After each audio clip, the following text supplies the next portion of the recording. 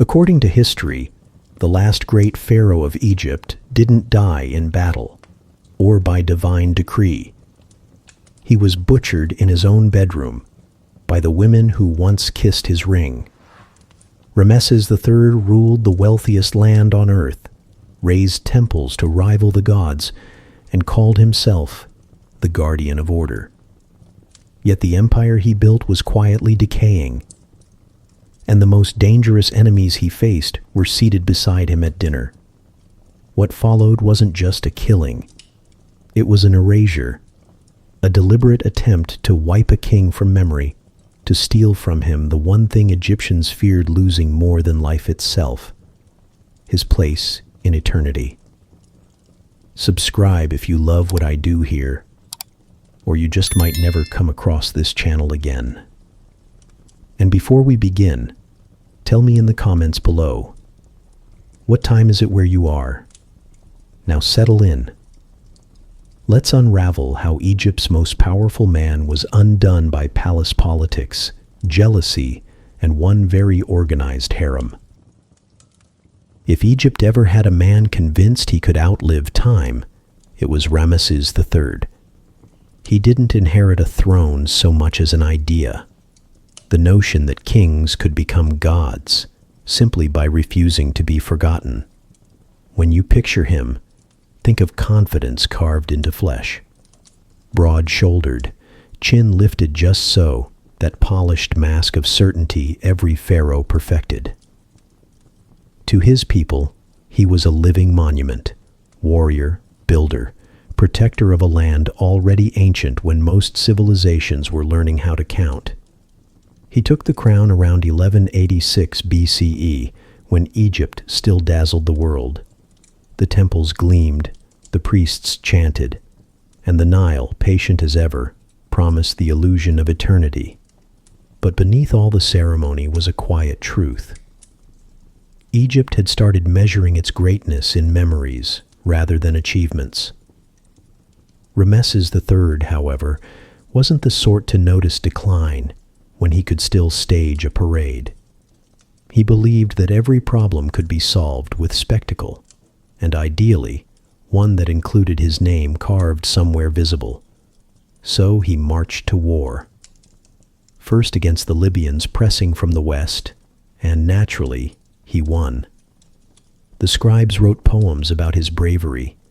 The generals thanked the gods for his leadership, and the pharaoh himself thanked, well, mostly himself. Then came the sea peoples, the mysterious raiders who had already burned cities across the Mediterranean.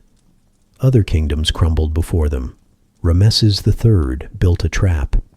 He lured their ships into the twisting waterways of the delta, closed the exits, and turned the Nile itself into an executioner. The victory was total, at least according to the official inscriptions, and those, conveniently, were written by men paid in gold and fear. Egypt celebrated, priests raised hymns, artists carved triumphs, and Ramesses III watched it all with the easy pride of a man certain that history had just been secured in his favor. It's difficult to blame him. He had done what every ruler dreams of, fought the chaos at the border and sent it running. But success has a habit of echoing too loudly. Once you've been hailed as the savior of the world, silence feels like defeat. So Ramesses III decided to fill the silence with stone. He began building not just temples but testaments, structures designed to outstare time itself. His masterpiece was Medinet Habu, a vast temple complex where every wall told a story of his divine power. On those walls, he appears forever young, smiting enemies who look suspiciously identical in every scene. Entire generations of artisans spent their lives carving his victories so he could relive them each morning. It wasn't vanity, he would have said. It was devotion to the gods, to Egypt, to the idea that remembrance is the closest thing to immortality. And perhaps he believed it.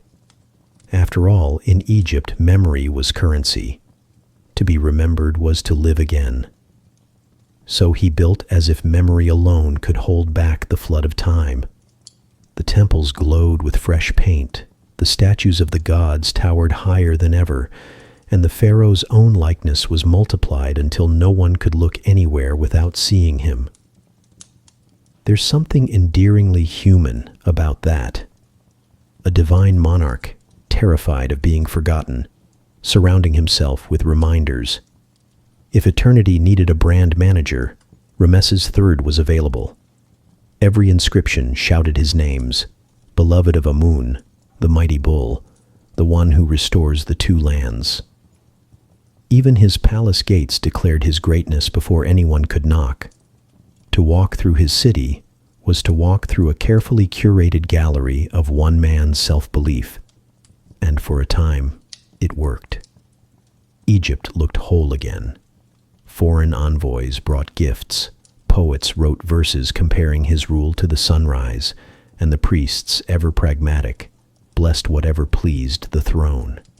If there were cracks in the facade, they were hair-thin, easily plastered over with more gold leaf and ceremony. Standing atop his temple stairs, Ramesses III could look out over Thebes and see proof of his own eternity.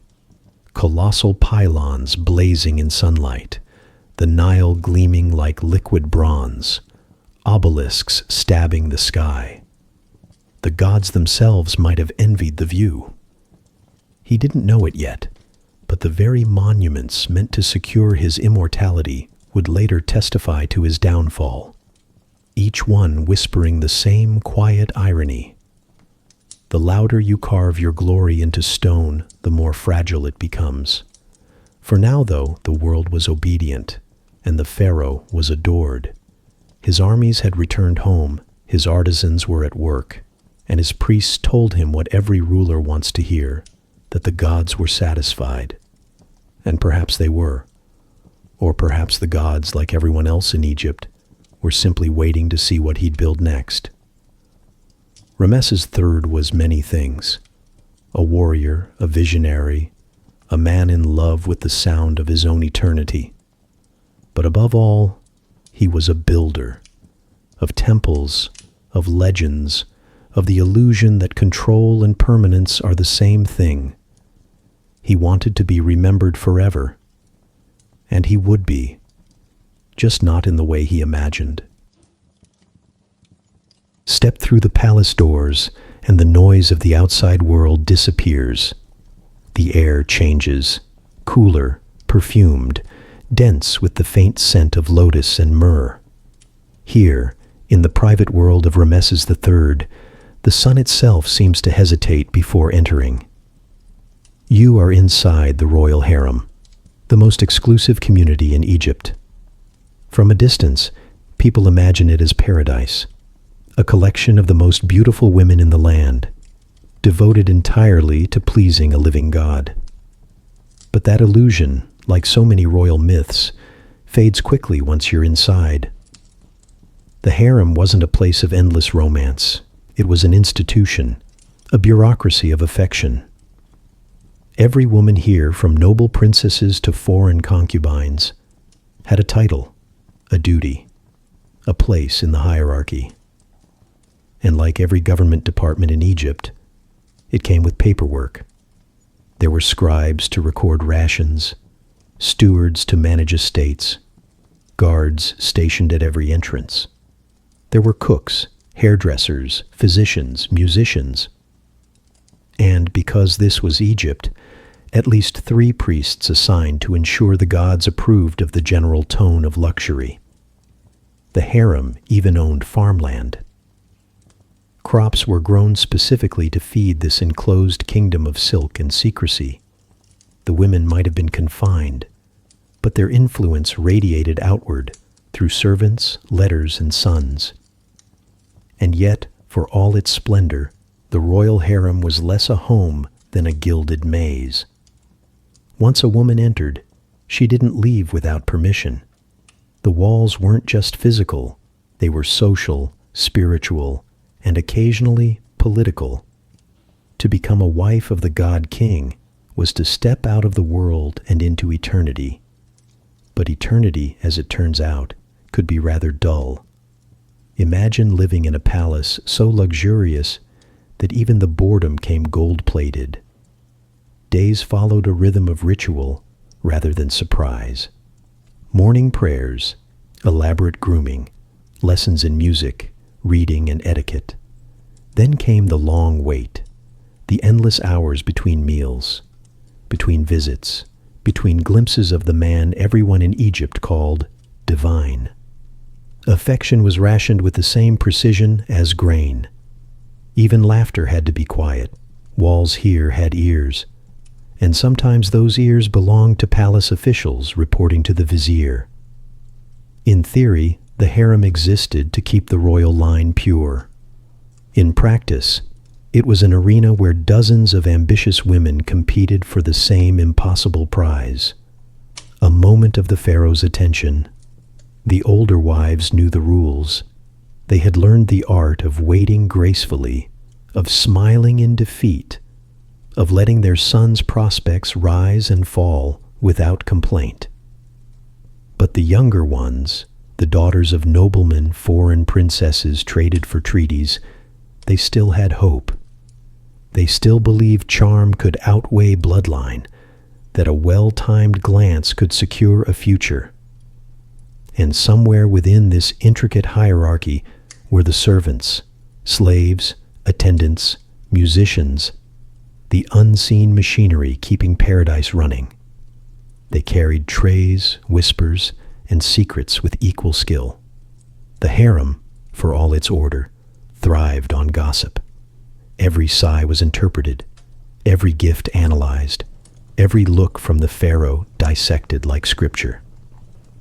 One evening, perhaps, the great doors would open and Ramesses III would step through in a swirl of linen and authority.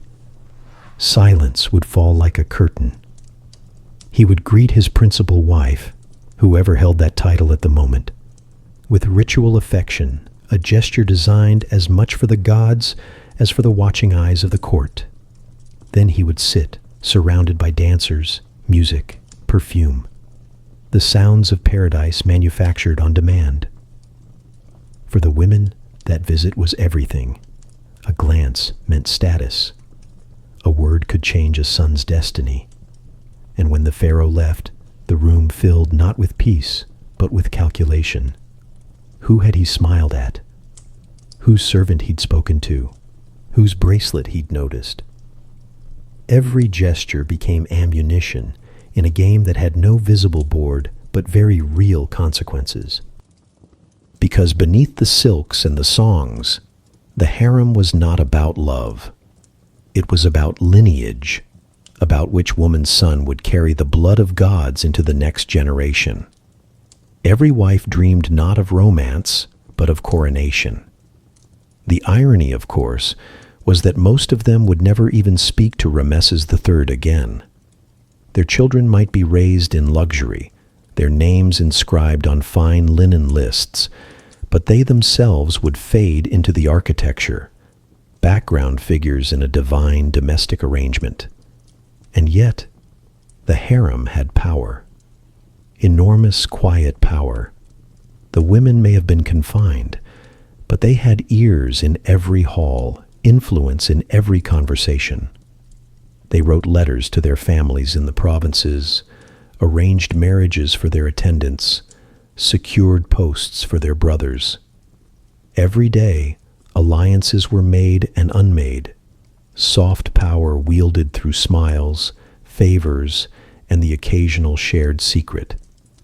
You can almost imagine the sound of it all, the rustle of linen, the clink of gold bracelets, the low hum of laughter behind screens. From the outside, it sounded like peace. From within, it was survival, a constant balancing act between charm and caution, because to fall out of favor in paradise was to vanish completely. The same hands that delivered gifts could remove your name from records, your image from wall paintings. Even in the afterlife, obscurity was a punishment. And for women who had been raised among statues and splendor, nothing was more terrifying than being forgotten. The system was designed to look flawless, a celestial household mirroring the heavens themselves. But like all human arrangements pretending to be divine, it depended on discipline, fear, and a little denial. Ramesses III, meanwhile, treated the harem as another administrative triumph. He expanded it, formalized its management, and filled it with women from powerful families. In doing so, he kept noble houses loyal, foreign kingdoms flattered, and himself constantly flanked by beauty. But he also created a court within a court, one that answered to no one but him, yet lived on gossip, jealousy, and frustration. It was paradise in theory, purgatory in practice, and it worked until, inevitably, it didn't. Because in any system where 100 ambitions orbit one man, someone eventually notices that the throne looks a little unguarded. Someone grows tired of waiting for attention that never comes. Someone decides that eternity is too long to spend being second best. But that moment is still to come. For now, the harem hums along, polished, disciplined, graceful. The attendants glide through corridors carrying trays of figs and dates. A musician tunes her harp. Somewhere in the garden, women laugh softly at a joke that will travel the palace by morning. You stand in the middle of it, watching sunlight catch the gilded walls, wondering how something so beautiful could be so claustrophobic. The air itself feels heavy with expectation, as though every woman here is holding her breath, waiting for her name to be spoken. Because here, under layers of perfume and protocol, the only thing more intoxicating than the pharaoh's love is the idea of replacing it. And among all these women, one held the title that mattered more than beauty, wealth, or charm: the great royal wife. Every empire has its gossip, but in ancient Egypt, gossip could shift the balance of eternity. Inside the palace at Thebes, the air was thick with ceremony, and even thicker with rumor. The women of the royal harem, usually so careful with their words, whispered now with delicate precision, not about fashion or music, but about something infinitely more dangerous. Two names, Isis and Tia. Both were royal wives of Ramesses III. Both were noble-born, and both had given him sons. That, in itself, was the problem. You see, for all Egypt's love of order, nothing invited chaos quite like royal succession. The rules looked simple on papyrus. The son of the great royal wife inherited the throne. But real life was never simple, especially when the king was surrounded by women of intelligence, ambition, and inconveniently equal beauty. Isis, the official great royal wife, had seniority. She came from the old families, the kind of lineage that didn't need to shout to be respected. Her face appeared on temple walls, serene and timeless, wearing the vulture crown of queenship. She embodied the ideal of Egyptian womanhood: quiet, pious, fertile, and above all, loyal. She had borne the prince who would later become Ramesses IV. She was, by every sacred and bureaucratic measure, the proper queen. But the palace doesn't thrive on bureaucracy. It thrives on proximity. And proximity was what Tia had. Tia was different. She wasn't content to be another name among many. She was clever, magnetic, and dangerously self-assured. The kind of woman who didn't just enter a room, she occupied it. Her family was noble, but not ancient. Their power depended on remaining useful to the throne. Tia, it seemed, intended to be indispensable. Where Isis radiated calm, Tia radiated possibility, the sort of energy that made courtiers pay attention and priests look politely anxious. And though Ramesses III was a god on earth, he was still a man with a tendency to indulge admiration, when it was offered attractively. Soon, Ta had his ear. Not officially, of course. That would have been improper. But unofficially, she became a presence impossible to ignore, a trusted advisor, a confidant, and, in the eyes of many, the true heart of the royal household. The two women were opposites in nearly everything except circumstance. Isis, with her statuesque grace, represented the divine order Egypt clung to. Tia, restless and modern by ancient standards, represented the ambition that empire always breeds. Each understood her role perfectly, and each understood the other's threat. For a while, they coexisted in the delicate balance that only women in royal politics can manage. All smiles in public, all strategy in private. But the harmony couldn't last. Both had sons, and both boys were strong, healthy, and favored by their factions. This was not a trivial issue. In Egypt, bloodline and divine legitimacy were everything.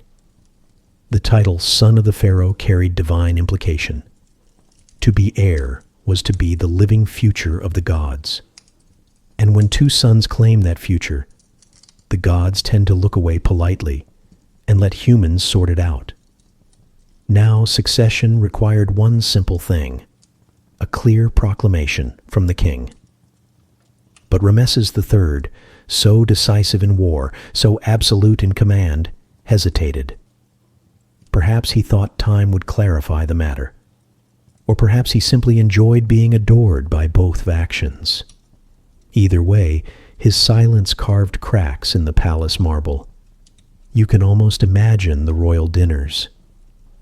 The pharaoh seated at the head, his wives poised across from him, courtiers pretending not to study who he looked at first. The music soft, the conversation formal. A scene of perfect harmony.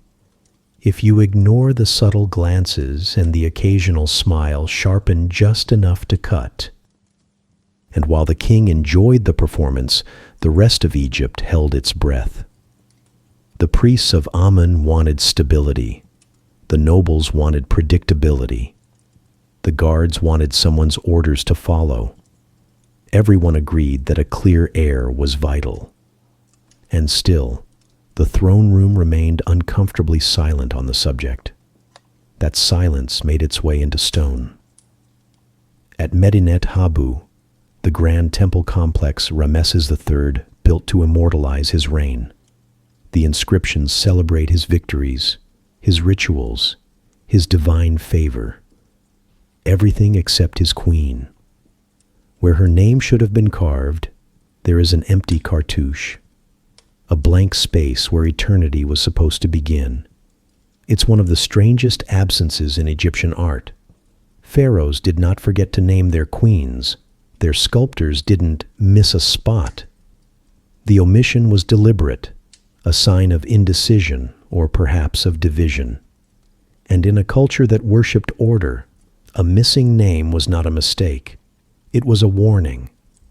He could command armies, but apparently couldn't choose between dinner companions.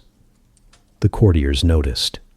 The priests whispered, and Ta, sharp enough to hear opportunity in silence, began to understand what that blank space really meant. The future was unclaimed.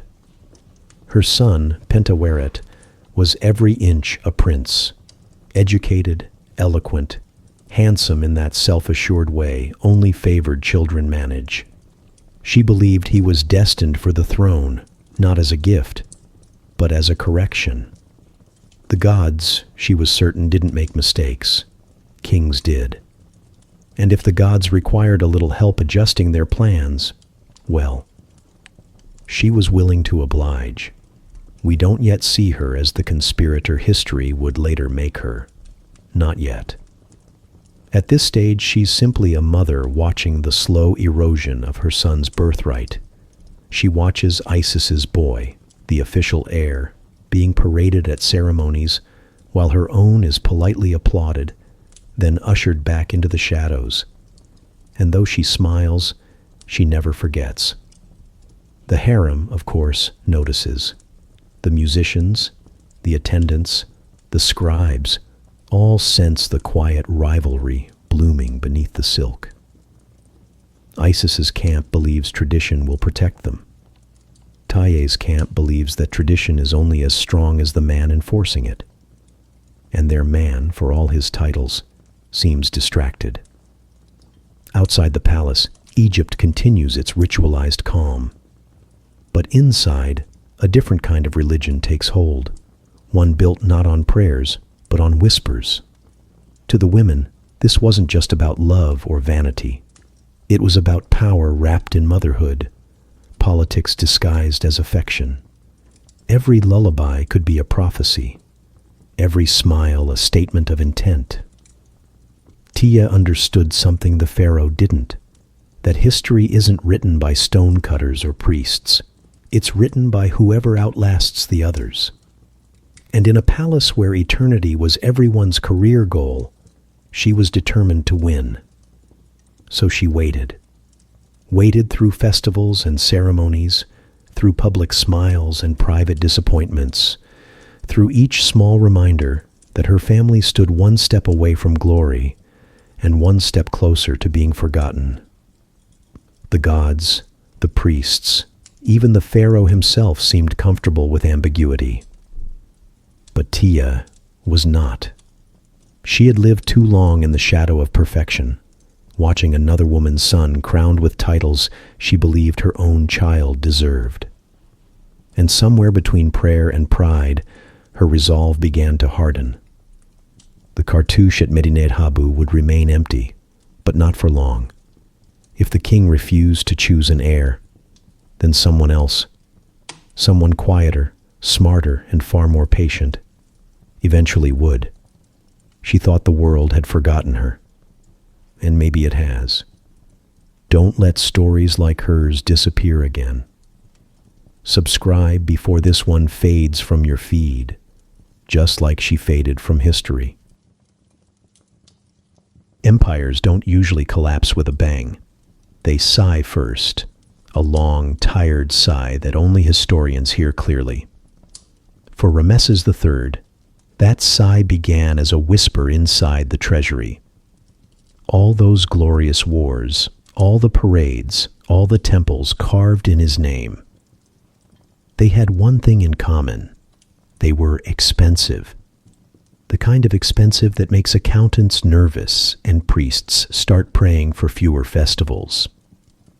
Egypt had been living on its savings for decades, and by the middle of his reign, the vaults that once overflowed with tribute from conquered lands were nearly bare. The empire's borders had shrunk. Trade caravans brought less silver, and the pharaoh's officials, ever inventive, found creative ways to adjust the numbers. You can almost picture it. A royal scribe dipping his reed pen, carefully writing, "All is abundant in the house of gold," while quietly pawning the furniture. The temples still gleamed, of course. That was non-negotiable. The gods demanded their offerings, and the priests made sure the gods received them, whether or not the people did. The festivals continued, though the crowds looked thinner each year. The hymns were just as loud, but the cheers were quieter. And far from the marble courts of Thebes, in dusty workers' villages like Deir el-Medina, the cracks began to show. Deir el-Medina was no ordinary settlement. It housed the artisans who decorated the royal tombs, men who painted the afterlife for kings while wondering how to feed their families in this one. Their wages weren't gold or silver, but grain, the true currency of Egypt. And when the grain didn't arrive on time, patience wore thin. 1 month, then another. The granaries claimed they had delays. The officials blamed the Nile. Eventually, the workers did something no Egyptian had ever dared before. They stopped working. It was history's first recorded strike. Quiet, polite, but revolutionary. The artisans laid down their tools, marched to the temples, and sat outside the gates demanding rations. Their protest was written down on papyrus, of course, because this was Egypt. Even rebellion came with excellent record-keeping. They didn't curse the king. They still believed he was divine. But divinity, they pointed out, didn't fill an empty stomach. Their message was simple: we are hungry. It was a statement that echoed through more than just the village walls. By then, the corruption wasn't hidden anymore. Local officials skimmed from temple offerings. Tax collectors demanded bribes to look the other way. Even grain inspectors charged fees to confirm what everyone already knew. There wasn't enough. And through it all, the pharaoh remained distant. Ramesses III still appeared in ceremonies, carried on golden litters, radiant in linen, his crown heavy with lapis lazuli. To the people, he was both magnificent and absurd, a man worshipped as a god, but insulated from the dust of his own kingdom. It wasn't entirely his fault. The machinery of empire had grown too large, too rigid. Egypt had survived on divine reputation for so long that it forgot how to survive on practicality. The priests said the gods were restless, that offerings had lost their power. The people muttered that perhaps the gods were simply hungry too. You, standing in one of those processions, might have seen him pass, a figure dazzling in sunlight, flanked by banners and incense. And yet, if you listened closely, you would have heard a sound he couldn't, the low murmur of disillusionment spreading through the crowd. For centuries, Egypt's strength had been belief. Belief in the gods, in the Nile, in the eternal cycle of life and death. But belief, like gold, loses its shine when there's not enough to go around. The royal harem felt it too. Luxuries arrived later. Feasts grew smaller. Even the perfumes came from cheaper imports. And in a place where attention was already a scarce commodity, deprivation had a way of sharpening ambition. The court scribes still wrote their odes. The king is the sun, whose rays restore all things. But even the sun can cast shadows, and in those shadows, other forces began to stir. The priests whispered in their sanctuaries that the balance of Ma'at, cosmic order, was faltering. They blamed impure rituals, lazy officials, foreigners, and of course other priests. But beneath the theological excuses was a simpler truth. Egypt had grown tired. Ramesses III tried to reassert control the only way he knew, by building more. More temples, more inscriptions, more symbols of power carved deep enough to outlast the rumor of weakness. But the deeper he carved his name into stone, the shallower it grew in the hearts of his people. To the farmers along the Nile, the pharaoh's monuments looked less like devotion and more like debt. To the nobles, his endless projects looked like obsession. To his officials, they looked like opportunity. Each new construction, another chance to misplace a few crates of copper or gold. The empire was cracking, but it was cracking quietly. No invasions, no dramatic sieges, just the slow suffocation of a system too proud to admit it was mortal. And through it all, T.A. watched. From the harem's perfumed corridors, she heard the whispers carried by servants and merchants, grain shortages, missing payments, priests quarreling with scribes, the workers' strike, the murmurs of discontent. She saw how chaos outside the palace could easily disguise chaos within. To her, it was more than gossip. It was opportunity. An empire distracted is an empire vulnerable. A king preoccupied with order has no time to notice disorder in his own household. She began to see what Ramesses III could not, that power doesn't vanish. It simply moves to where it's being used. And in those days, it wasn't being used by the man on the throne. It was being quietly gathered by the people around him, priests, scribes, servants, and one queen who had grown tired of waiting for eternity to arrive. Egypt's walls still glittered in the sun, the temples still echoed with hymns, and the Nile still rolled on as if nothing had changed. But for those who listened, the tone had shifted. The language of the streets was no longer reverence, but resignation. The prayers to the gods grew shorter. The complaints to the officials grew longer. And somewhere behind the carved doors of the palace, as the candles burned low and the air smelled of dust instead of incense, Taye must have smiled, just slightly, at the thought that the gods and the king were both too busy to notice what she was planning. Because when an empire starts to crack, no one hears it at first. It sounds too much like breathing. And when the people are hungry, even gods can be killed quietly. Power doesn't always roar. Sometimes it whispers. And in Egypt, those whispers began in the women's quarters. By now, Queen Tiye had learned that in a palace of marble and ritual, patience was the only real weapon. Years of waiting had sharpened her mind like a blade honed on silk. She had watched Ramesses III grow older, heavier and slower, his confidence still towering, but his attention wandering. He had victories carved into stone, but none left to win. His body belonged to priests and physicians, his time to rituals and audiences. What was left of him, the tired man behind the crown, was fading into routine. Taye knew him well enough to see it. She had once charmed him with laughter and wit. Now she could barely secure a glance. Her son Pentawere, brilliant and eager, had become an afterthought. Tolerated, but not chosen. And if there's one thing royal life teaches early, it's that being almost chosen is worse than being ignored. Tiye understood that her window of opportunity was closing. The king's health was failing. His heir, Isis's son, was already being groomed for coronation.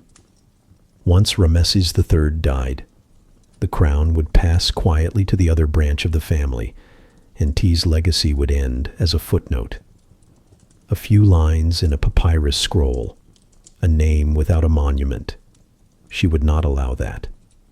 So she began to plan, not in haste or rage, but with the cold precision of someone who has spent a lifetime studying the rules and now intends to rewrite them. Her first recruits were women from her own circle, attendants, scribes, singers, the people who had everything to lose and nothing left to hope for.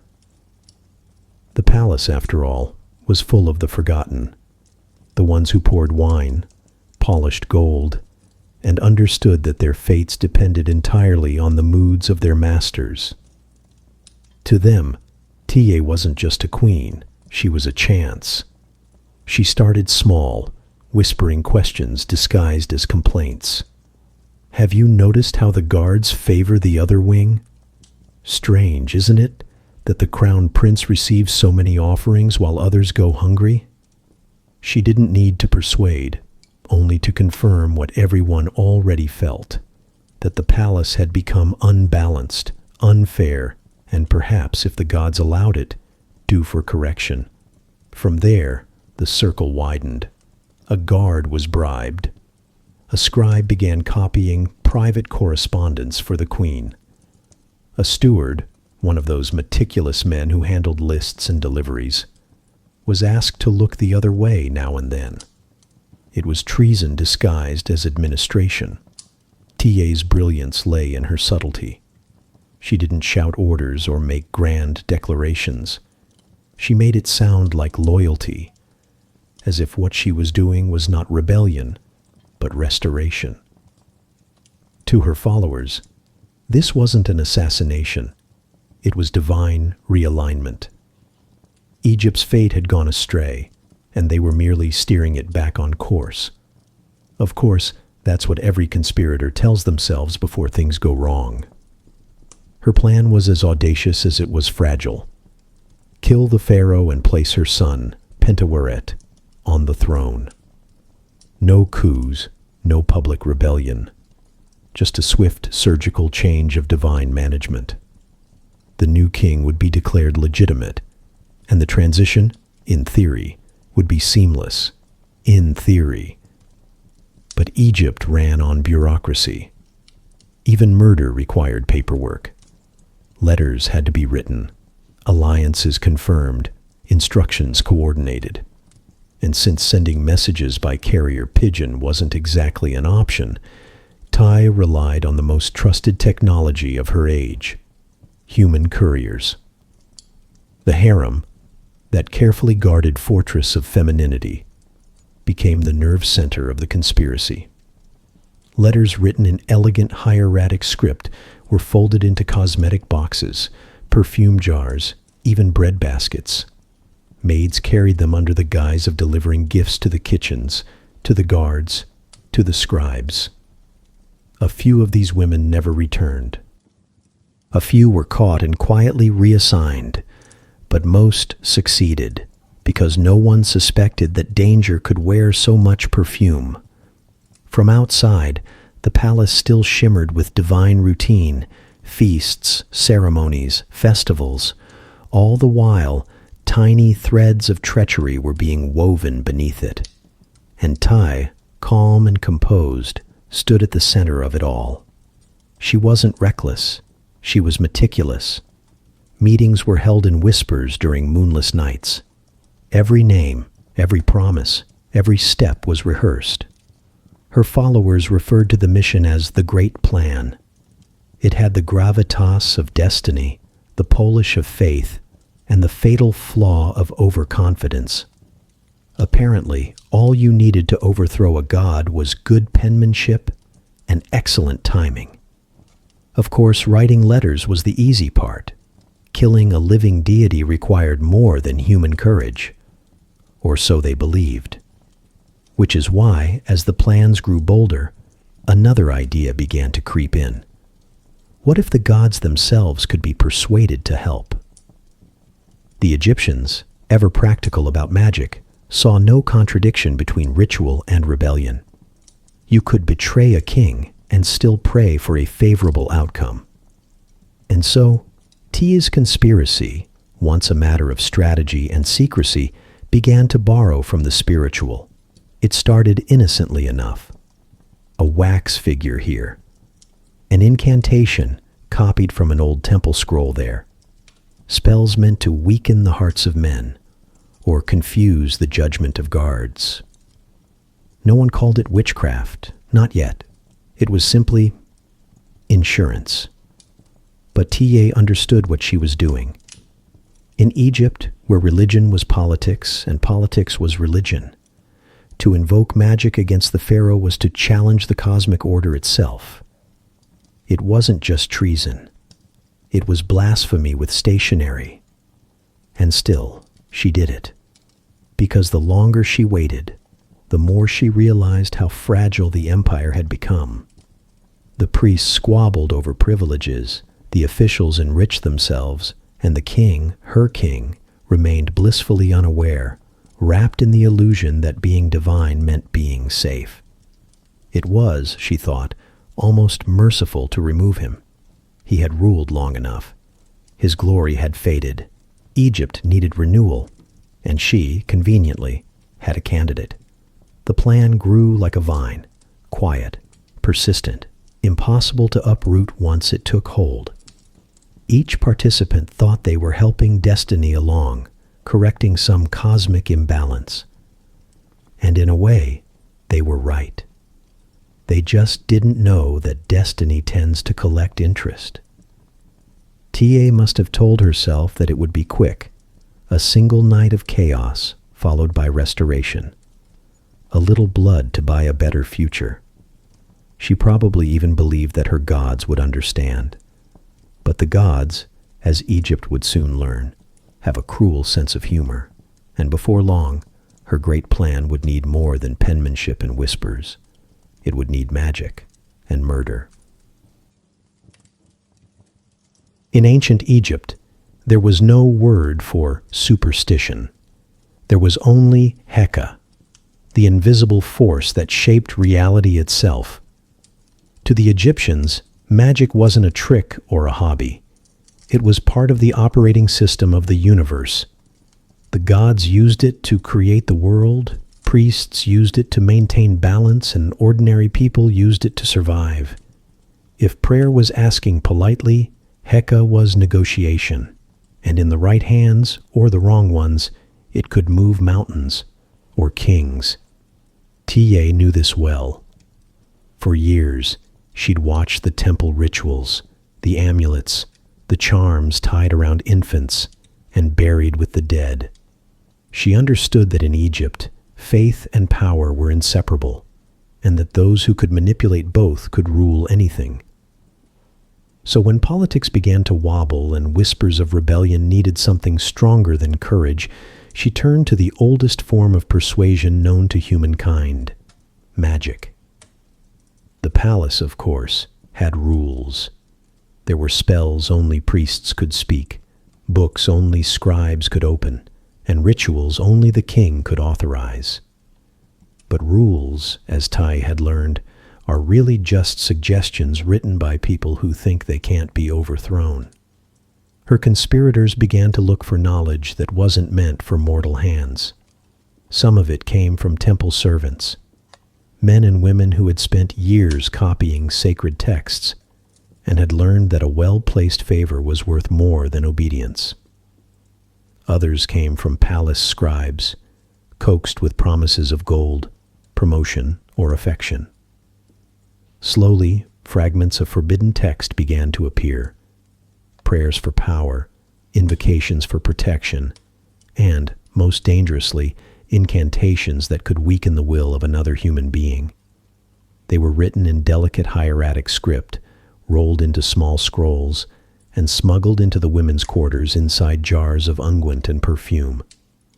It was said that one of Tia's maids read them aloud by candlelight, while others molded small figures of wax: soldiers, guards, even the likeness of the pharaoh himself. Each doll was tied with red thread, the color of chaos, while the women whispered curses meant to confuse and paralyze their targets. To the Egyptians, this wasn't symbolic. It was physics. The act itself made it real. They didn't believe they were playing with imagination. They believed they were adjusting the machinery of the universe. You didn't just wish for something. You rewrote its outcome. Somewhere in that perfumed silence, surrounded by silk curtains and bronze mirrors, Taye must have convinced herself that she was not committing blasphemy, but correcting fate. She wasn't killing a god. She was simply reminding him that gods can be replaced. And when murder and management both fail, some people turn to witchcraft. The wax figures were only the beginning. Soon the conspirators began experimenting with mixtures, oils, herbs, powders, the kind of ingredients that, depending on the dosage, could either soothe the nerves or stop a heart. The palace kitchens and apothecaries were perfect cover. Egypt's royal household was full of ointments, perfumes, and medicinal pastes. A little too much of one, a little less of another, and an offering could become an omen.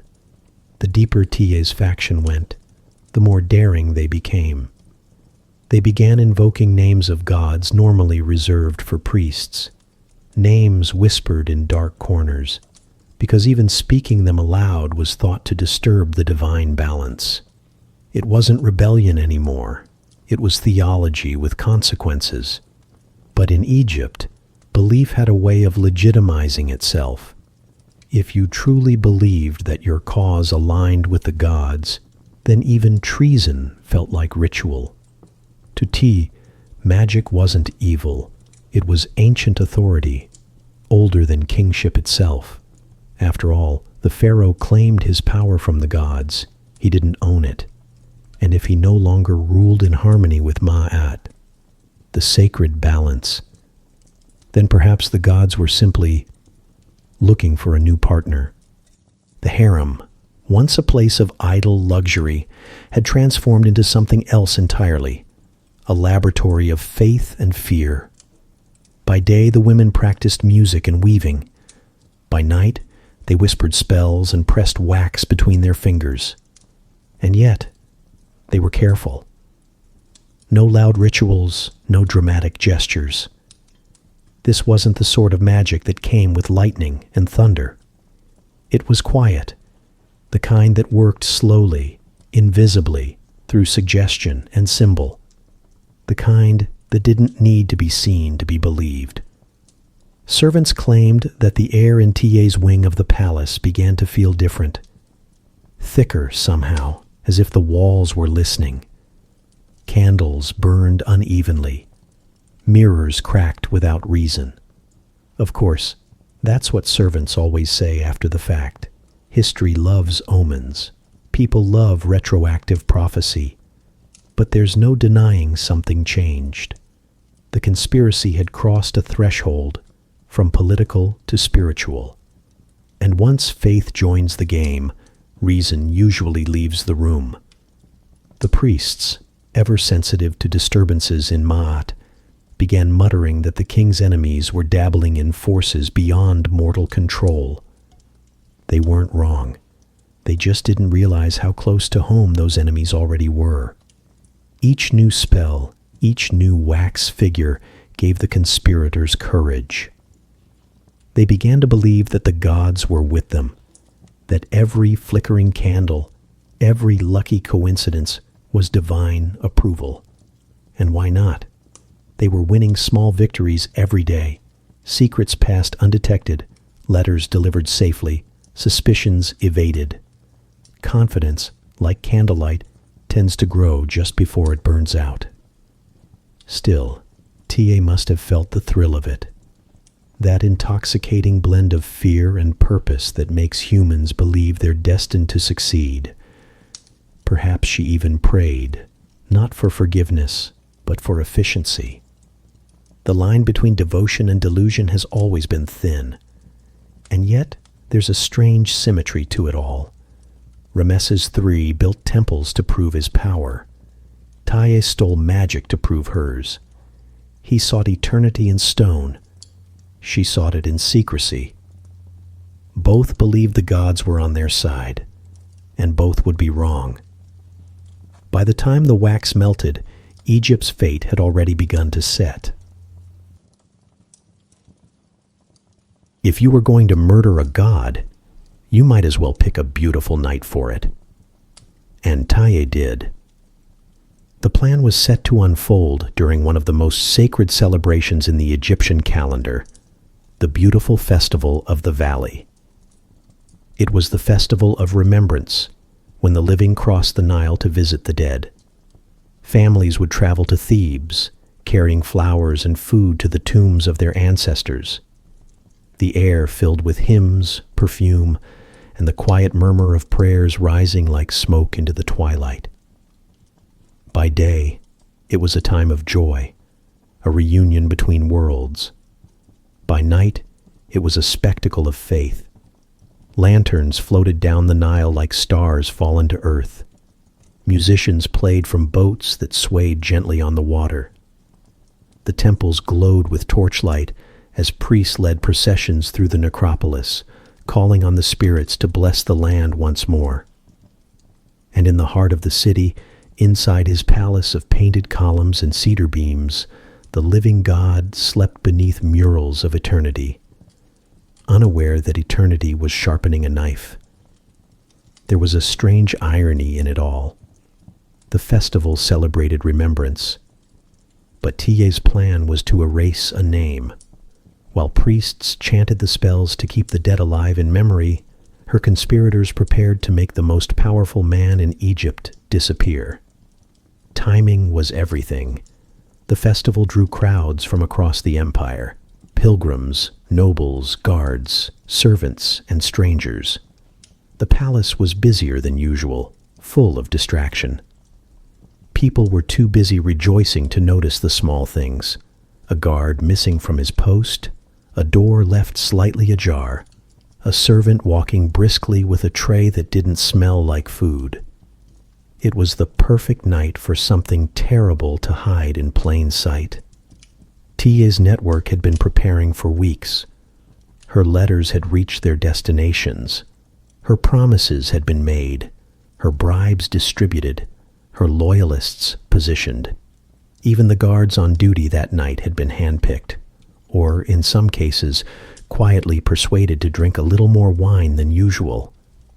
In the kitchens, a special batch of food was prepared, seasoned just enough to disguise a sedative mixed into certain portions. A simple herb blend, harmless in small amounts, but enough to turn watchfulness into drowsy indifference.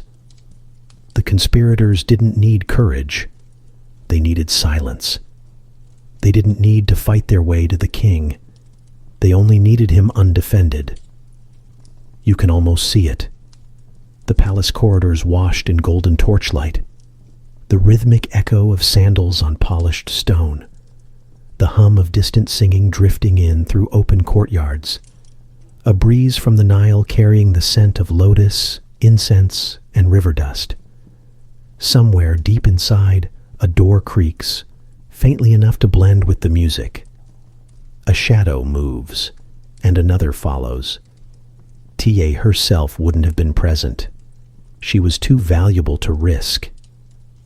But her fingerprints were everywhere, in every instruction, every subtle adjustment that turned an ordinary night of devotion into a stage for disaster.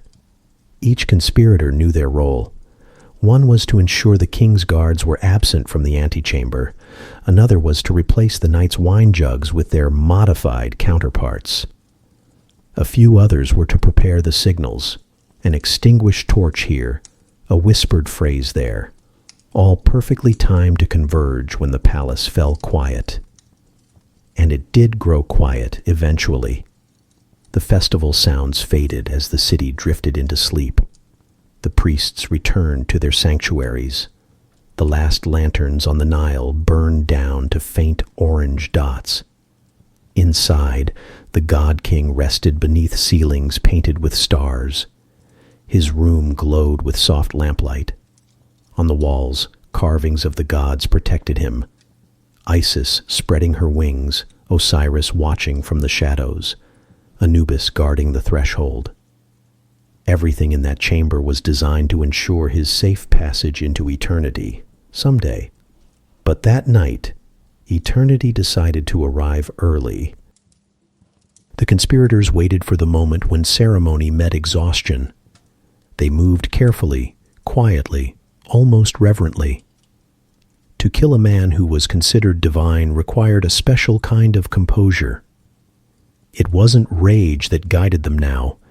It was belief, the calm certainty of people convinced they were instruments of balance. Faith and greed, hand in hand.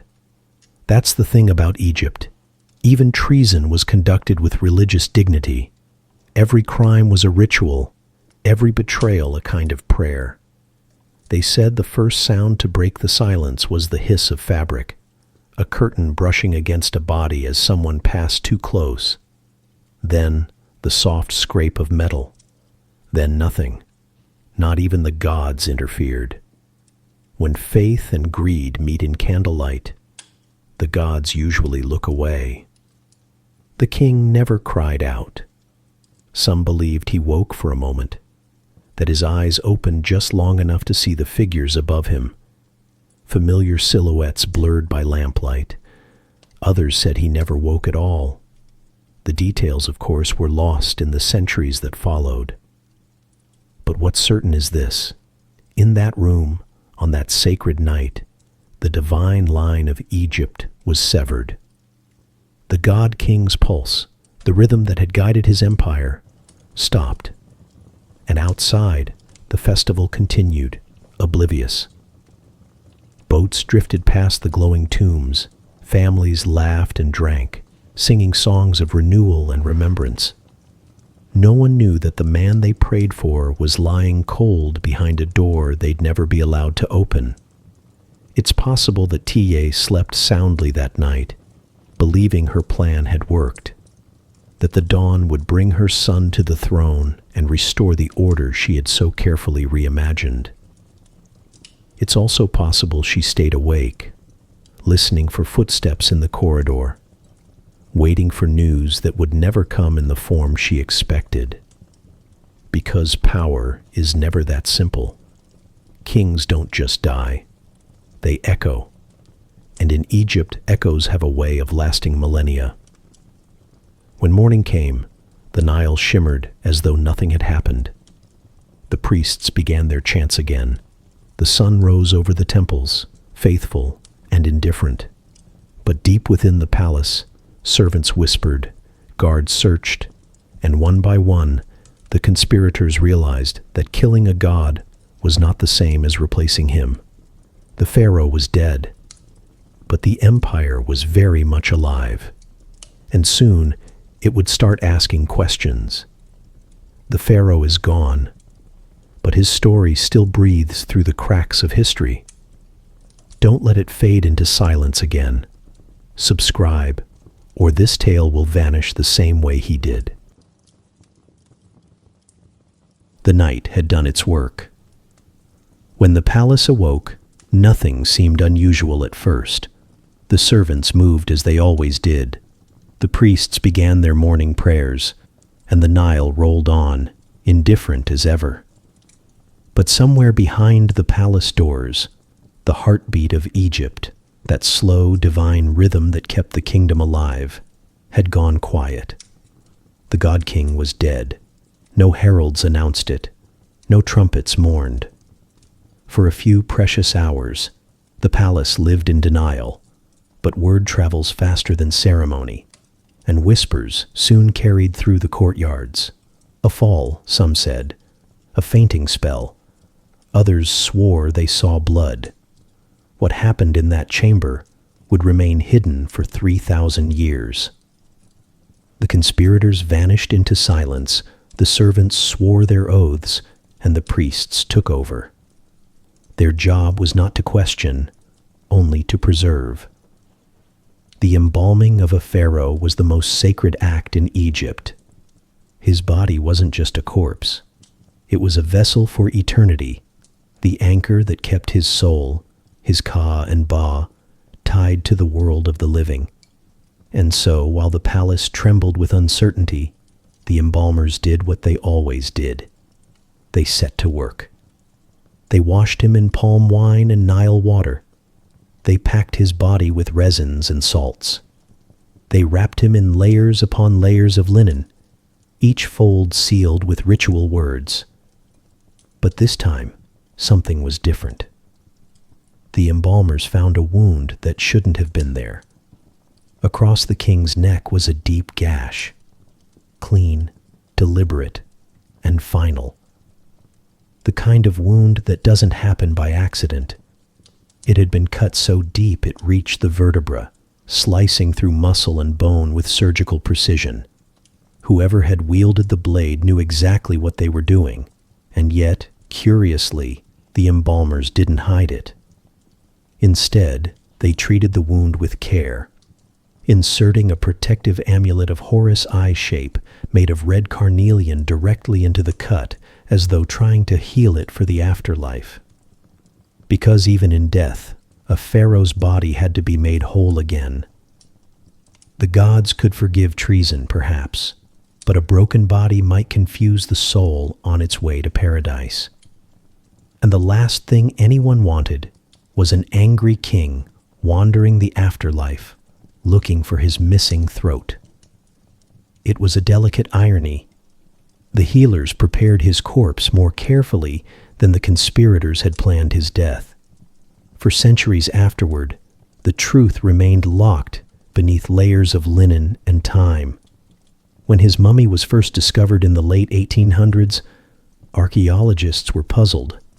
His body was in remarkable condition, unusually so. His wrappings were pristine, his skin still intact, his face calm. There were no obvious signs of violence. The early Egyptologists, romantic as ever, assumed he had died peacefully, perhaps of age, perhaps of some quiet illness. After all, how could the last great pharaoh of Egypt have fallen to mere human hands?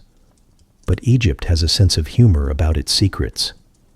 In the 1960s, X-rays revealed something strange. Beneath the linen layers, the mummy's neck appeared oddly thickened, too uniform, too smooth. Some suspected padding or resin, others an embalmer's error. But technology in those days was still catching up to curiosity. It wasn't until 2011, more than 3 millennia after his death, that a full CT scan finally exposed the truth. The pharaoh's throat had been slashed from ear to ear, the cut deep enough to sever major vessels and his spine. And just below that, the embalmer's delicate work could still be seen, the linen packing, the protective amulet nestled into the wound like a bandage between worlds. There was no question now. Ramesses III hadn't died in his sleep. He'd been executed in silence. And not just that. The CT scan revealed something else, something even stranger. One of his big toes had been cleanly cut off, likely by a heavy blade. It had been carefully wrapped and replaced, bound back to his foot with precision. The embalmers hadn't missed a detail. Modern forensic teams studying the scans agreed. The injuries were fatal, deliberate, and immediate. Egypt's god-king had died not by divine will, but by design. It was one of history's most spectacular cover-ups. A murder hidden so well that it took 3,000 years and a hospital machine to solve it. And in a final twist of irony, it was modern science, not ancient faith, that restored his story. For all the temples, inscriptions, and prayers he built to ensure his immortality, it was a CT scanner in Cairo that brought his name back into conversation. Even the divine, it seems, bled red. You can almost imagine him now, lying on the embalming table, the air thick with incense, the torches flickering. His body once worshipped by thousands, now reduced to a patient. The men attending him would have worked in silence, their faces hidden by linen masks, each movement measured, each prayer murmured. To them, this was more than death. It was damage control for eternity. They couldn't speak of the wound. They couldn't name the cause. But their actions preserved the evidence anyway, unintentionally leaving behind the oldest crime scene in history. There's something strangely poetic in that. The conspirators tried to erase a king, and instead, they immortalized him in mystery. They gave him a second kind of fame, not as the last great ruler of the new kingdom, but as its most enduring ghost. And perhaps in the stillness of that chamber, even they hesitated. The king was gone, but his presence remained. In Egypt, death was never the end, just a particularly complicated form of paperwork. Still, their success was undeniable. Ramesses III was dead, and the empire was now headless. But as every bureaucrat in Egypt knew, killing a pharaoh was the easy part. It was what came next, the confusion, the investigation, the divine repercussions that truly decided a reign's legacy. The knife was only half the story. The real tragedy came after. It's one thing to kill a king. It's another thing entirely to replace him. TA's plan had been perfect, on papyrus. Every signal rehearsed, every ally in place, every whisper accounted for. The pharaoh was gone. Her son Pentaweret would take the throne, and Egypt, at least in theory, would awaken to a new dawn. The only problem was that no one outside the palace seemed to notice. Revolutions, it turns out, work better when people actually participate. The conspirators had expected chaos, crowds gathering, loyalists proclaiming a new order, priests rushing to bless the new king. But Egypt was quiet. The ordinary citizens did what they always did, woke with the sun, prayed to the gods, and went to work. While Tai's faction waited for an uprising, the rest of the empire carried on as if nothing had happened. The bakers baked, the scribes scribbled, and the farmers, who had long ago given up expecting fairness from their rulers, looked at the palace and thought, well, that's above my pay grade. The rebellion that was meant to shake the kingdom barely rattled a window. Within hours, soldiers loyal to the legitimate crown prince, Ramesses III, were mobilized. Word of the pharaoh's death spread through official channels, and crucially, the palace guards who weren't in on the plot closed the gates. That's the problem with staging a coup from inside a harem. You can't exactly march your army through the linen room. Ta had imagined that the transition would be immediate. The king's death followed by her son's coronation. But the royal bureaucracy, that unstoppable machine of scribes, priests, and officials, refused to cooperate. Egypt ran on paperwork, not passion, and paperwork always favored the heir already approved by the gods. Ramesses IV, Isis's son, didn't waste a heartbeat. He claimed the throne as if destiny had been waiting politely in the hallway. Within days, decrees were issued, guards were reassigned, and the royal court began its favorite pastime, pretending it had always known this would happen. Meanwhile, Ta's network unraveled at astonishing speed. The letters, those carefully written instructions smuggled out in perfume jars and food baskets, were found. The bribes, the promises, the names, all written down, all traced. What had once been her strength, her organization, became her undoing. Every note that had passed through a servant's hand became a confession in waiting. The palace, ever efficient in scandal, began its cleanup operation. The guards who had been drugged or bribed were rounded up first. Some broke under interrogation. Others were only too eager to trade information for mercy. The conspirators had built a web, intricate, invisible, but now each strand led neatly back to the same center. It turns out staging a revolution is harder when your messengers can't leave the palace. There's a dark comedy in how quickly things fell apart. One day, Ta was orchestrating Egypt's grandest act of divine reshuffling. The next, her servants were being questioned by men who didn't find her vision nearly as inspiring. Even her son Pentaweret, the boy she had raised to be a king, found himself cornered by loyalty older than his claim. The army obeyed his father's line. The priests followed ritual, not rhetoric. And the people, well, the people simply didn't care who sat on the throne, as long as the Nile still flooded on schedule. Egypt was not the kind of empire that noticed a change in management. To them, kings came and went, but the rituals stayed the same. The sun rose, the crops grew, the taxes were collected, and the priests continued to sing as though nothing had happened.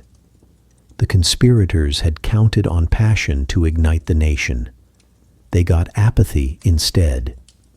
And apathy, history's quietest weapon, can undo even the best-laid treason. Ramesses IV handled things with the briskness of a man who'd waited far too long for his promotion.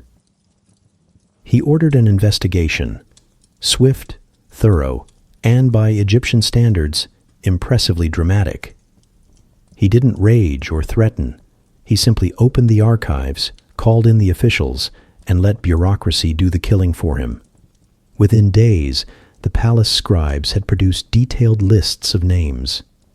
Every harem servant, every guard, every scribe suspected of conspiracy was recorded on papyrus, sorted neatly by involvement level, and handed over to the new administration. Egypt didn't need mobs or executions in the streets. It had documentation. By the end of the week, Ta's dream of restoration had collapsed under the weight of her own handwriting. Her letters, so carefully composed, so full of ambition, now served as evidence. Each one sealed her fate with the same elegance with which she had once sealed her perfumes. You can almost imagine her in those final days, pacing her chambers, eyes sharp but voice calm, still believing that there was a way to talk her way out of this. Perhaps she told herself that no one would dare convict the mother of a prince. Perhaps she believed that the new king would show mercy, if only for the sake of the family name. But mercy is a luxury most dynasties can't afford. Ramesses IV knew that to secure his reign, he had to erase all doubt. His first decree as pharaoh was simple. Those who conspired against the throne would be tried, and Egypt would see justice done. In writing, of course, because that's what Egypt always did after a scandal. It held a meeting. The kingdom would soon convene its most infamous tribunal, the kind that turned treason into paperwork and punishment into poetry. But for now, in the fading light of Thebes, the conspirators were dragged one by one into silence. The coup had failed before it had even begun. The god was dead, the goddess was disgraced, and the boy who was supposed to be king was about to learn what ambition costs when the gods don't pick up the bill. If there's one thing Egypt did better than anyone else, it was paperwork. And when it came to punishing treason, the gods themselves couldn't match the precision of Egyptian administration. The murder of Ramesses III had shaken the palace, but not for long. Shock in Thebes was a temporary emotion. Within days, the bureaucracy took over, and Egypt did what Egypt always did after a scandal. It opened the archives, sharpened its reeds, and began to write. The new king, Ramesses IV, knew that chaos was the enemy of legitimacy. He had inherited not only his father's throne, but also his father's unfinished mess. A conspiracy so tangled that only organized documentation could make sense of it. So he did what any well-trained Egyptian monarch would do. He appointed a committee. A special court was established, a panel of elite judges, scribes, and nobles chosen for their loyalty, their education, and one suspects their ability to look horrified on command. Their job was not to debate morality, but to formalize outrage. Their proceedings would later be recorded in a document now known as the Judicial Papyrus of Turin, one of the most extraordinary legal records in all of ancient history. It doesn't read like a legend or a myth. It reads like a government memo.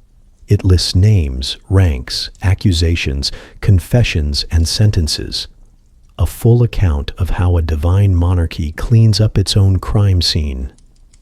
And as with all bureaucratic masterpieces, it begins with a tone of weary authority. 28 people were named as conspirators, 28 individuals who had once served, protected, or entertained the God King, now found themselves written down as traitors. They included scribes, guards, overseers, gatekeepers, and even minor nobles, the small gears of palace life that suddenly found themselves under inspection. Some were accused of carrying letters, some of brewing poison, some of merely knowing too much and saying too little. Egyptian justice was thorough. If you were in the room, near the room, or had once walked past the room, you were probably on the list. The trials were conducted not in open court, but in quiet chambers where formality replaced fairness. Each accused was summoned, questioned, and encouraged to confess. Many did. Confession, after all, made the paperwork easier. Ta's name appears near the top, the queen who started it all, though by this stage, she was probably long gone. The papyrus doesn't record her death, But the tone suggests that the problem had been, as scribes might phrase it, resolved. Still, the process had to continue. Egypt loved order too much to simply end things with a quiet burial. The crime was cosmic. The punishment had to be ceremonial. So the judges proceeded with what can only be described as administrative vengeance. Some of the high-ranking officials, men of noble birth, were allowed to take their own lives. It was considered a privilege. Dying by one's own hand was cleaner, more dignified, and importantly, spared the state the expense of organizing an execution. The lower-ranking conspirators weren't so lucky. They were burned alive, a fate reserved for those who had offended not just the king, but the gods themselves. In Egyptian belief, cremation was the ultimate punishment. It destroyed the body, and with it, the possibility of an afterlife. No body meant no resurrection, just eternal erasure. And that, in Egypt, was worse than death. The papyrus doesn't linger on emotion. It moves briskly from case to case, as if ticking boxes: questioned, confessed, executed. The gods were satisfied, the king was avenged, and the scribes made sure the ink was dry before dinner.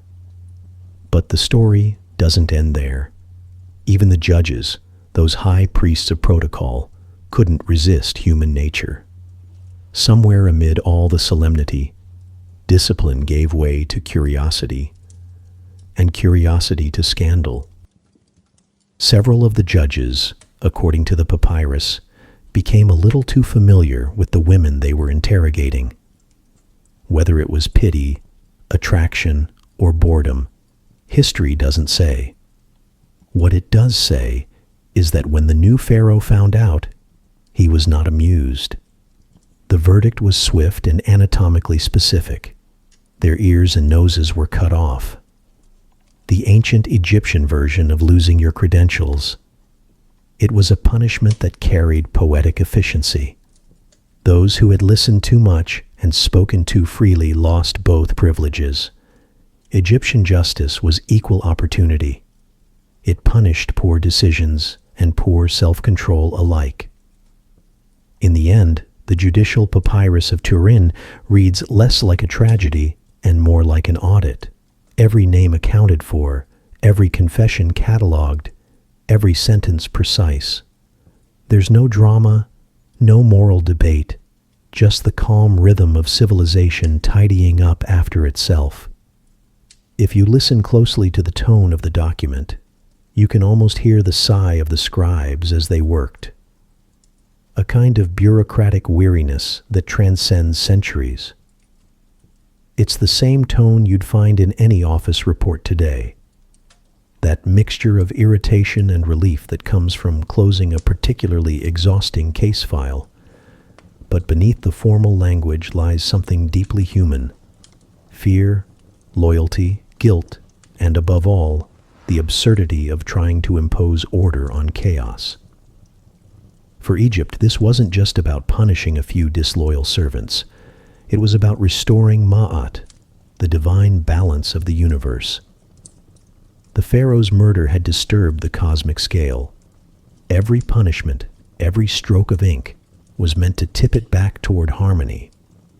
It's easy to imagine the court chamber, long stone hall, open windows letting in the hot desert wind, rows of scribes hunched over papyrus scrolls, judges seated like statues, faces unreadable.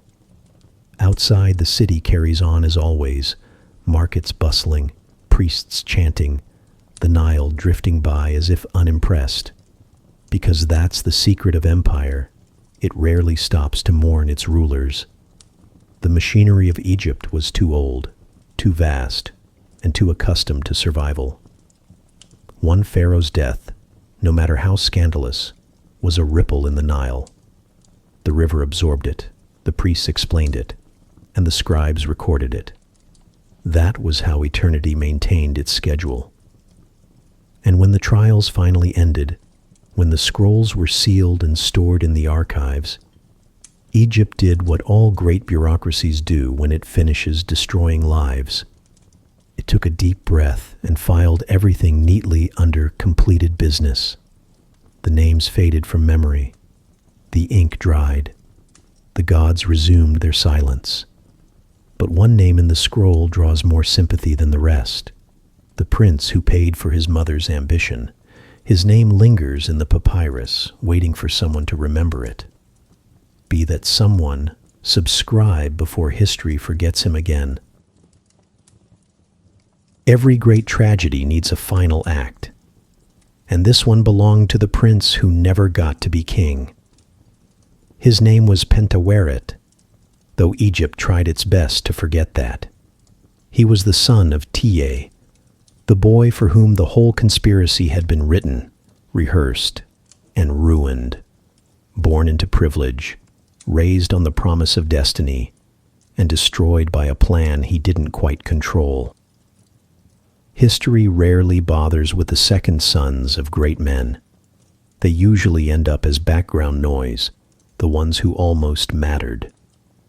But Pentaweret's story survived, not because he ruled, but because of what was found in his tomb. Thousands of years later, in a royal cache at Deir el-Bahari, archaeologists uncovered a collection of mummies hastily stored together. Some were wrapped in gold and linen, still majestic even in death. And then there was one that didn't fit.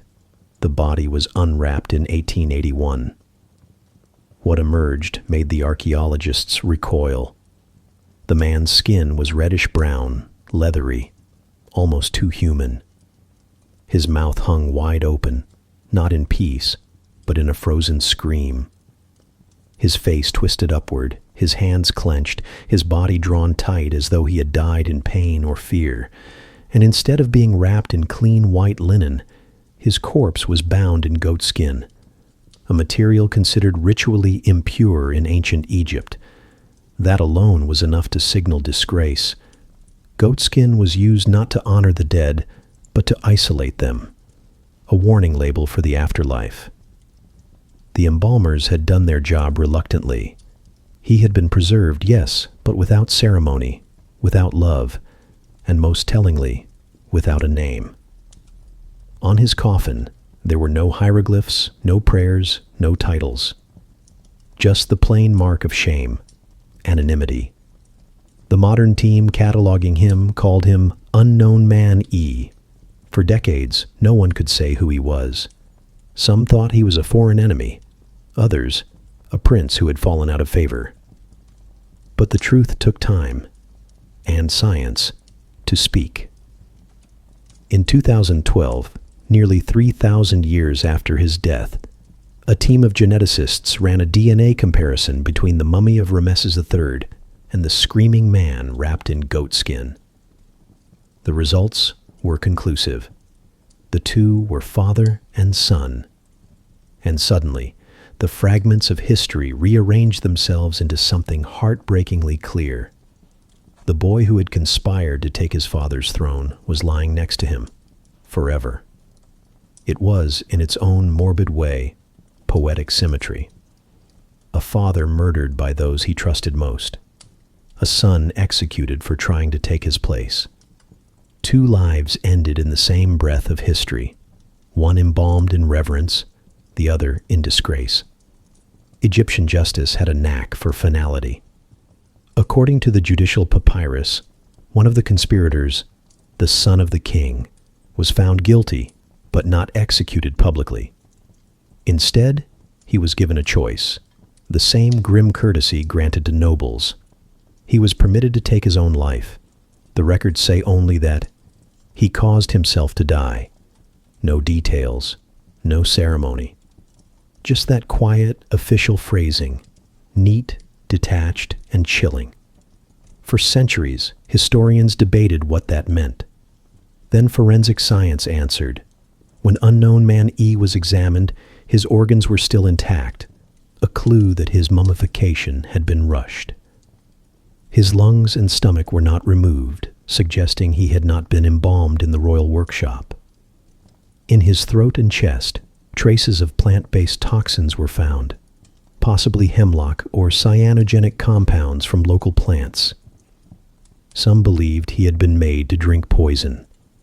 Others argued he was strangled, perhaps with the very linen used to wrap him. Either way, it was the same outcome, a prince who died twice, once in body and once in name. And then there's that expression, that unmistakable open-mouthed grimace, so human, so visceral, that even now it unsettles. Most mummies lie serenely, eyes sealed, lips pressed, faces smoothed into eternal calm. But this one screams, it's tempting to imagine what he might have been thinking in those final moments. Was it fear? Regret? Anger at a plan that promised him a crown and delivered only a noose? Or was it simply the body's involuntary protest, muscles tensing against death? Science, of course, has its explanations. The position of his head, the contraction of his jaw muscles, the desiccation process, all could have caused the scream. But symbolism has its own authority, and Egypt loved a symbol. The prince's body became a warning, a royal child who had turned against the divine order and paid the full cosmic price. His goatskin shroud wasn't just punishment, it was pedagogy. Future generations of princes would learn from his mistake every time they walked past the wall paintings of kings who reigned peacefully and thought, stay loyal or end up like him. There's a bitter kind of humor in it. Pentaweret wanted a throne, but got the world's most uncomfortable sleeping bag instead. His mother had plotted a dynasty. What she created instead was an archaeological footnote.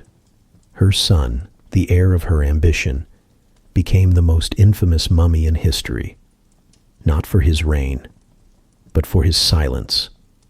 And yet, silence is deceptive, because in that quiet tomb, history found a voice, not in words but in preservation. The DNA, the CT scans, the forensic samples, they all spoke louder than any inscription. They told a story that even the priests couldn't erase, that royal blood had turned against itself, that Egypt's divine order had cracked, and that the price of ambition was carved not in stone, but in flesh. In a strange way, Pentaweret was remembered, just not as he intended.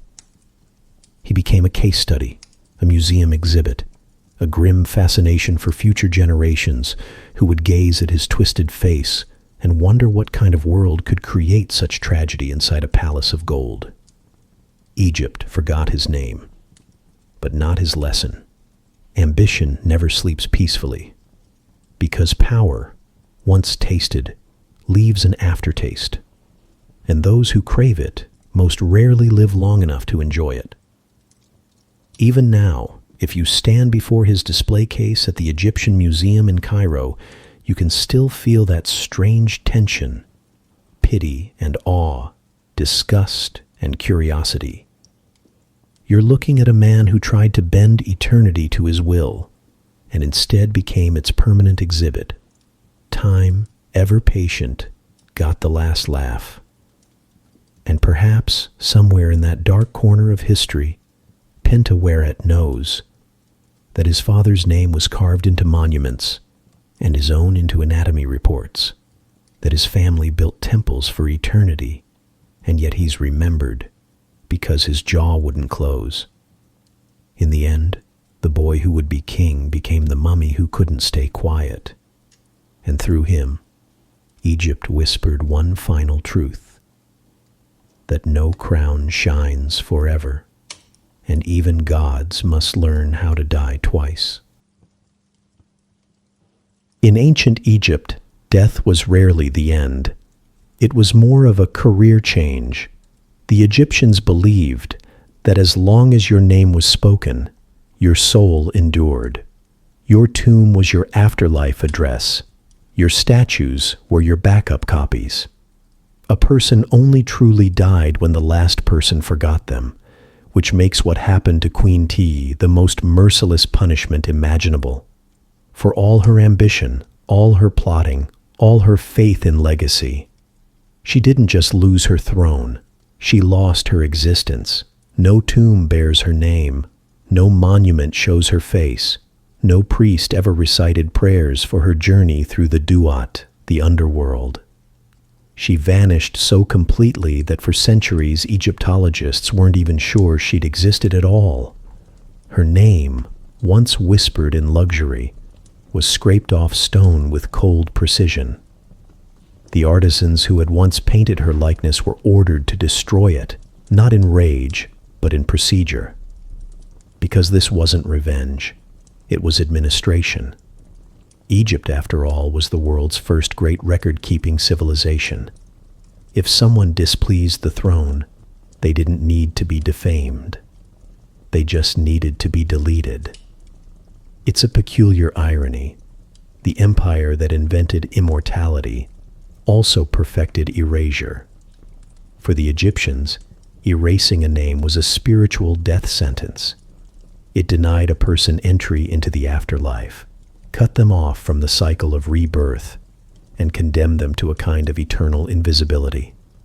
To live forever, you needed paperwork, inscriptions, statues, tombs, offerings.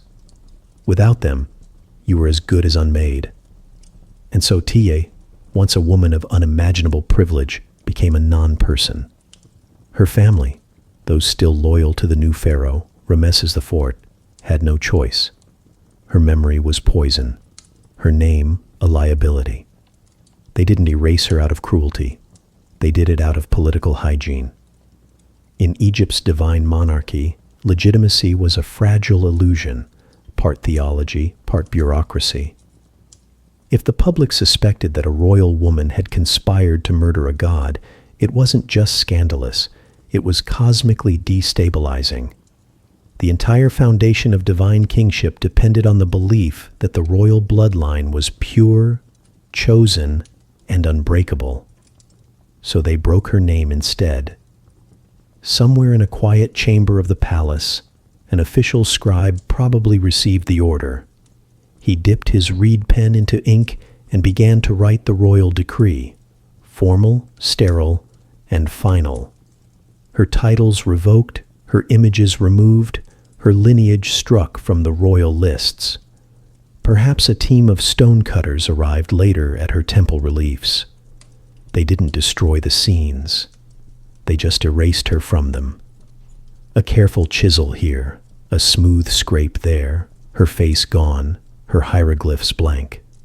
A queen replaced by empty space. It's remarkable how effective silence can be as a weapon. No fire, no rebellion, no public outcry, just the quiet decision to stop remembering. And that's the cruelty of Egyptian eternity. Immortality was never guaranteed. It had to be maintained, renewed, spoken aloud. Once the prayers stopped, so did you. Tiye had spent her life trying to secure her son's future, but in doing so, she lost her own. Her name became dangerous, her legacy forbidden. Even her servants, those who once bowed to her daily, would have learned to speak around her, as though she were a bad dream that might come back if mentioned too often. The record shows nothing of her death, no burial site, no ceremony, no inscriptions thanking the gods for her service, which means she likely didn't receive one. Maybe she was executed quietly, a poison cup, a veiled suffocation, something discreet and bureaucratically tidy. Or maybe she was simply confined to her quarters until the world forgot she was still alive. Egypt was very good at waiting people out. Whatever the method, her second death, the erasure, was absolute. In a civilization obsessed with memory, that was the true act of annihilation. You can almost imagine the scene. A scribe kneeling before a wall of hieroglyphs, scraping her name off with slow, deliberate strokes, dust falling from the chisel, catching the light of an oil lamp. Each particle, a fragment of what used to be her. Somewhere, a priest recites the daily prayers for the royal family, skipping over the space where her name once was, not out of hatred, but habit. The silence becomes ritual. The forgetting becomes law. And in that silence, she achieves the one kind of immortality no one ever asks for, the immortality of mystery. Because centuries later, when archaeologists and historians began piecing together the fragments of the harem conspiracy, Tiye's absence became her presence. Every missing cartouche, every chiseled-out inscription, every defaced relief whispered her story more loudly than any monument could have. She became the ghost of Egypt's bureaucracy, a reminder that the pen is not just mightier than the sword, but often more final. And that's where the irony settles in. She had sought to control her destiny through manipulation, ambition, and charm, the tools of the living. But in the end, it was stonecutters and scribes, men she would never have noticed, who controlled her eternity. She achieved immortality, just not the kind she hoped for. Her name survives now only through the records of her trial, the fragments of the judicial papyrus of Turin, and the retelling of her conspiracy. A few lines of ink, buried in sand for 3,000 years, have become her only resurrection. There's something almost poetic about it. The woman who tried to rewrite the line of kings became a ghost, haunting the margins of other people's paperwork. And perhaps that's the truest Egyptian punishment of all, to be remembered only because you were erased. If you close your eyes, you can still picture it. A wall of pale limestone, the faint outline of a royal figure, the chisel's marks still visible. The name that once glowed in blue and gold is now a hollow groove. A queen erased, yet not quite gone. Because even silence, in the end, leaves an echo. And in that echo, Queen Tiye still lives, half myth, half mistake, a shadow carved into the very history she tried to control. Her story ends not with fire, or blood, or mourning, but with the quiet hiss of a chisel and the softer sound that followed it. Nothing at all. For 3,000 years, the murder of Ramesses III lay buried under sand, superstition, and silence. The walls that had once whispered of gods and power grew blank. The papyrus scrolls rotted. Even the names of the guilty dissolved like ink in floodwater. Egypt had moved on. Dynasties rose and fell. Temples crumbled. Languages changed. And somewhere, beneath all that time, the most dramatic palace scandal in history was sleeping soundly, until a man with a briefcase woke it up. It was the 19th century, the golden age of archaeology, or, depending on your point of view, the golden age of looting. European collectors scoured the deserts for antiquities, paying good money to anyone who could discover something old, preferably small enough to fit in a suitcase and morally ambiguous enough to sell. Among the treasures drifting through Cairo's black market was a bundle of papyrus sheets, brittle, yellowed, torn into strips. Each fragment was covered in tight, elegant hieratic script, the shorthand of royal scribes. No pictures, no hymns, no poetry, just text, lots of text. Which meant, to most collectors, it was boring.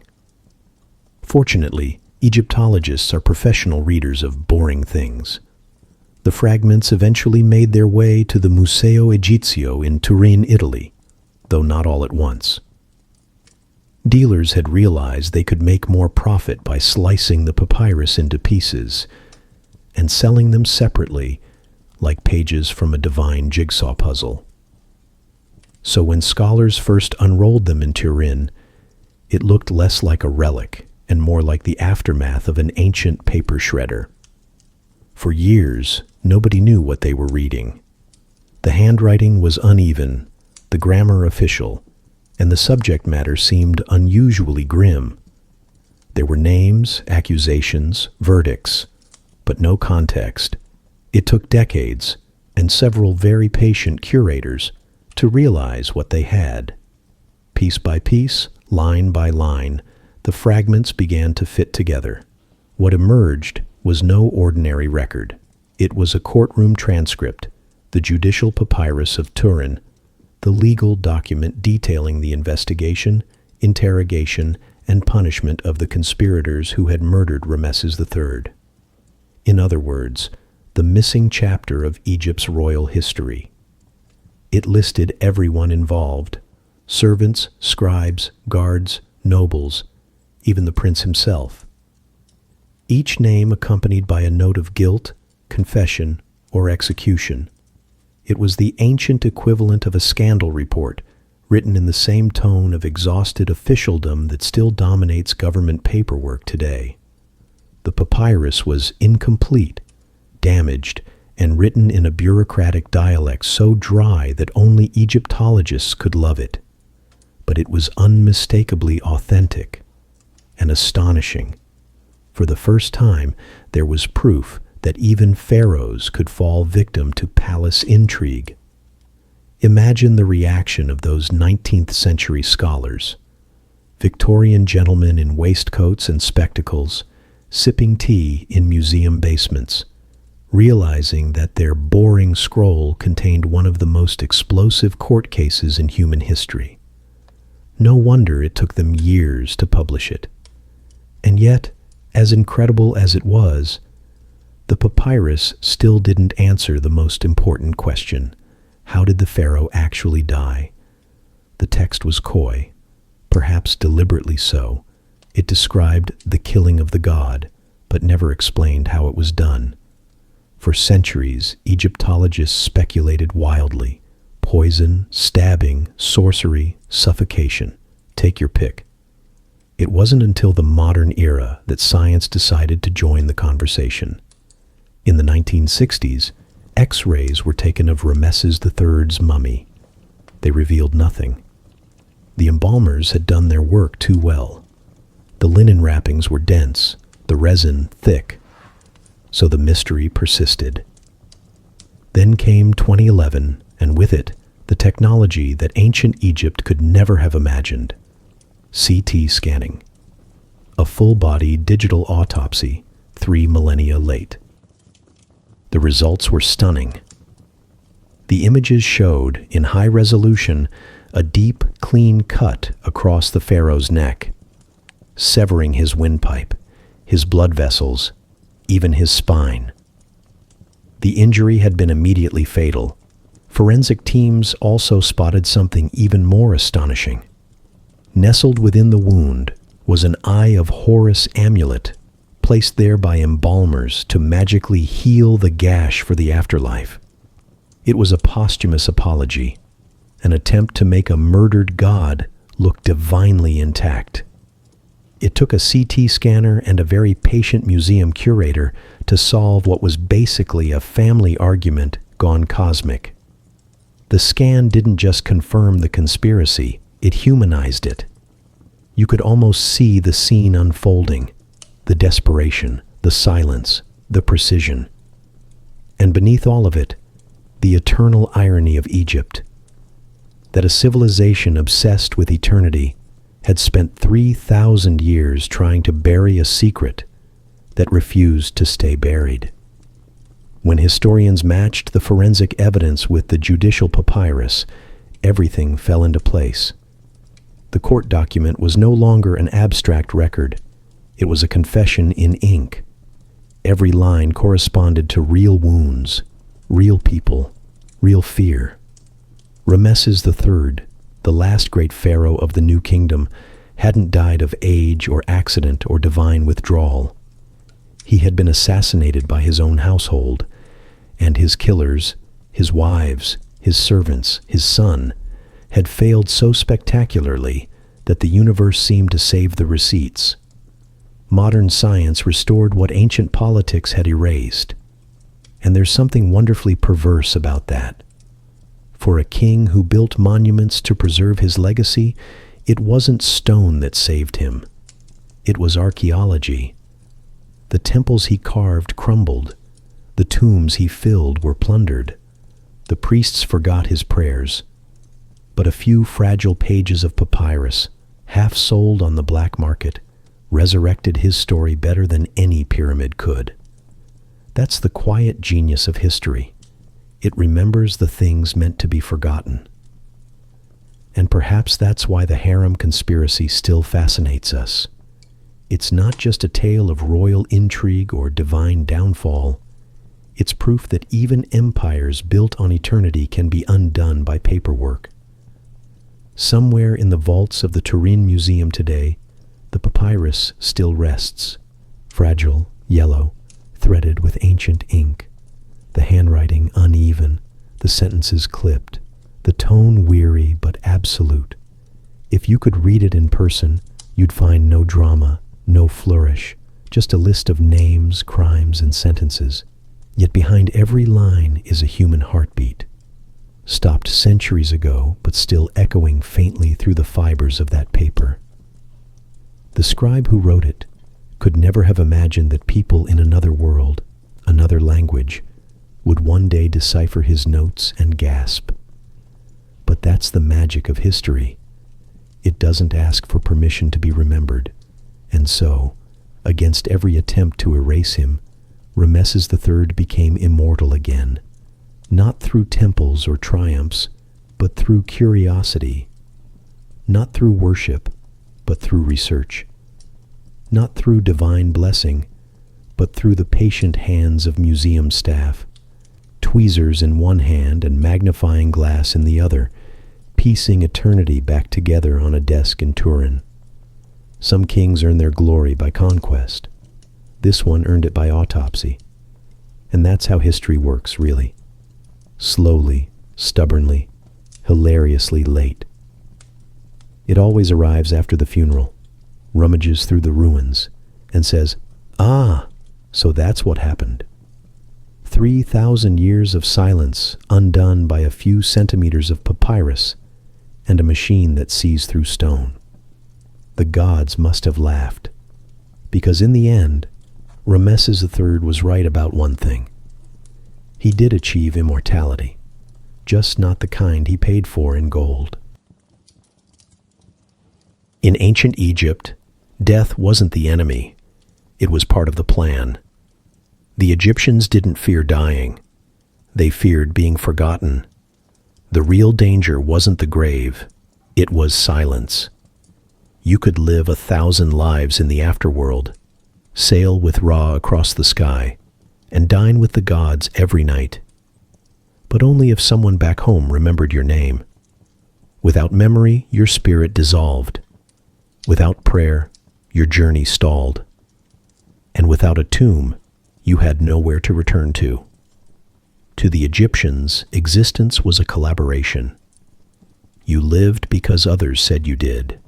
You endured because someone cared enough to repeat your name in the right tone, at the right hour before the right altar.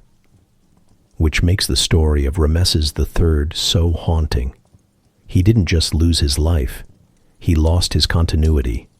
For decades after his death, no one dared to speak the truth. His murder was covered up, his soul suspended in bureaucratic limbo, half god, half scandal.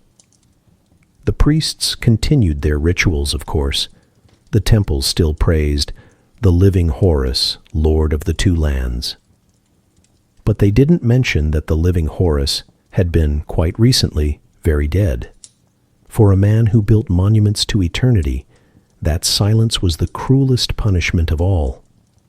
In Egypt, even the gods depended on good press. Ramesses III's killers had not merely ended his life, they had disrupted Ma'at, the sacred balance of order and truth that held the universe together. A murdered pharaoh wasn't just a political embarrassment. He was a cosmic error. Everything, from the movement of the stars to the flooding of the Nile, was supposed to obey hierarchy. The gods ruled the heavens, the pharaoh ruled the earth, and everyone else filled out the paperwork. If that line of power fractured, even slightly, It was said that chaos itself, Isfet, could creep in through the cracks. And chaos did quietly. The temples grew poorer, the artisans stopped getting paid, the people began to lose faith. The god king's death wasn't just a loss, it was a disturbance in the rhythm of belief. For generations, his name lingered in that strange half-life between worship and denial. His tomb was sealed, but his story was unfinished. He was praised in hymns but avoided in conversation, a divine contradiction no one wanted to explain. That's what was worse than death. Not the knife, not the blood, not the betrayal, but the pause. That hollow stretch of history where everyone pretends not to know what they know. The silence of those years is almost louder than the conspiracy itself. You can imagine the priests murmuring his titles at sunrise.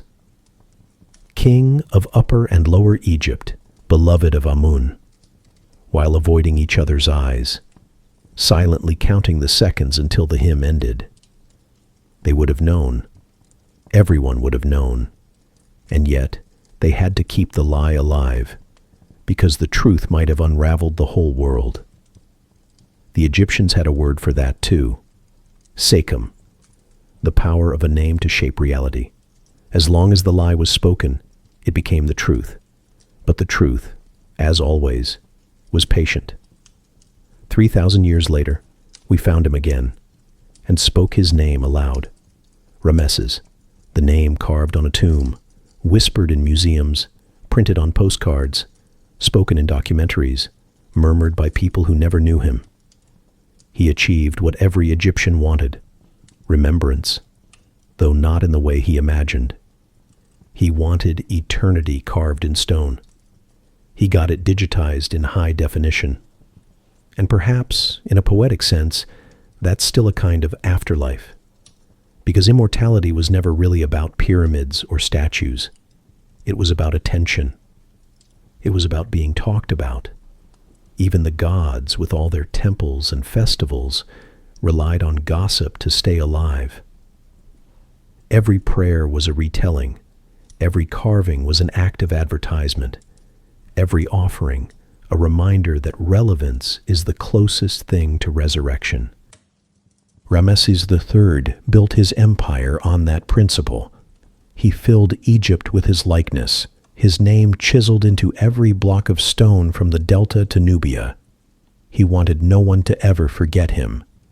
And yet, for centuries, they did. It took strangers from another world, armed with magnifying glasses, scalpels, and scanners, to give him back his immortality.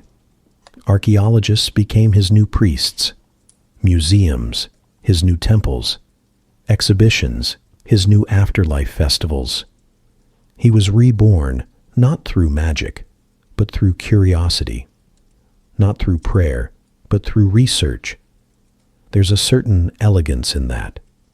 A culture obsessed with the eternity of the soul is saved by the persistence of the human mind. And then there's Ta, the woman who thought she could rewrite the gods. She too found immortality, though the kind no one asks for. Her name became shorthand for treason, ambition, and the dangerous art of overreaching.